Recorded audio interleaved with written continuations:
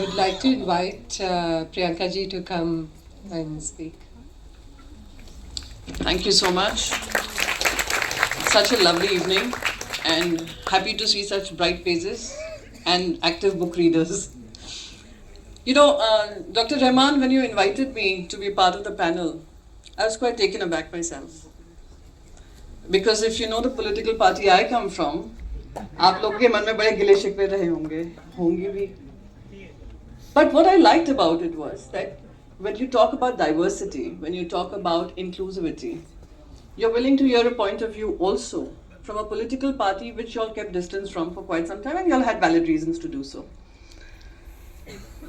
And it gives me great pleasure, and it is a moment of pride for me that I'm representing a political party which has got immense love and immense support in the 2024 Lok Sabha elections from all of y'all. And it has helped us tremendously to fight back on all the challenges that the country faces today. What I liked especially was how y'all have stood up for democracy and the constitutional safeguards that we keep talking about. Y'all have put it into motion through your vote, and y'all have made your vote count. And I think that is extremely, extremely important. And we saw that in Maharashtra, and Maharashtra has really, even though Manoj Haji is saying we're reading it wrong, Maharashtra is reading it just right.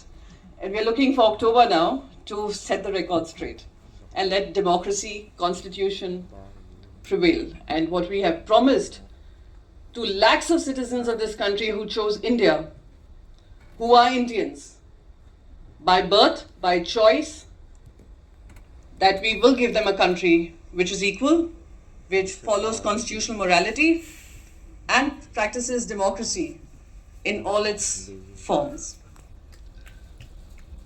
What I liked about this book was, when we are discussing in the parliament, the level of discussion, I am in the Rajya Sabha. And when I was growing up and I was totally non-political, when I used to watch the parliamentary debates, I used to see a lot of intellectual heft and a lot of speeches, and I've also grown up on hearing Salman Khurshid ji in the parliament and the kind of heft they brought to the parliament.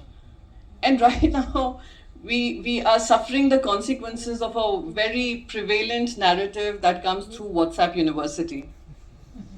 It is terrible.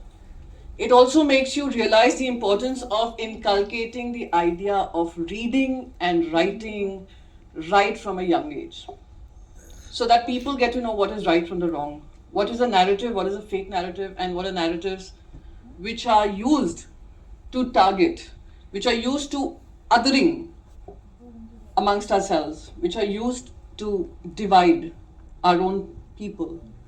And that is very important. That is why this book is very important.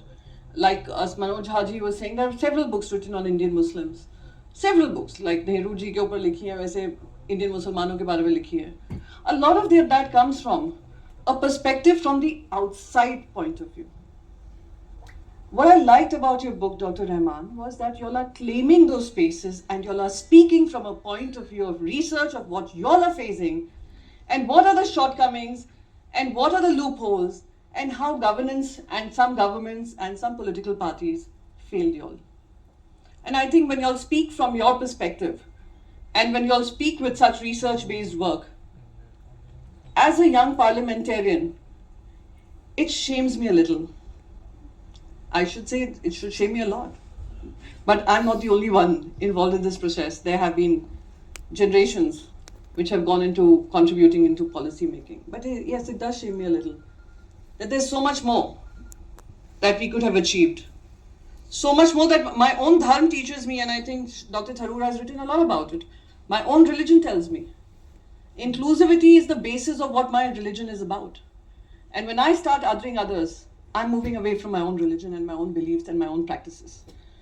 And the only way we can set that right, and the only way we can move forward, is to ensure that we are able to reach the very last citizen of this country, irrespective of the caste he comes from, irrespective of the religion she comes from, irrespective of every kind of hate that we have seen perpetrate over the past few years.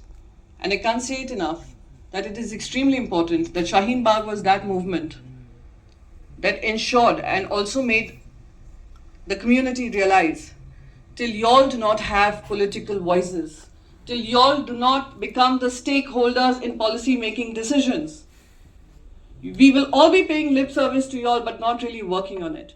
So I think Shaheen Bagh movement is not just a movement which petered out. Shaheen Bagh movement was a movement that made us sit up, stand up and realize that the time has come where every single citizen, every single voice needs to be heard, and every person in this country needs to be politically engaged and have a political point of view and a political voice, and only then a change can come. After all, politicians are the ones making the policy.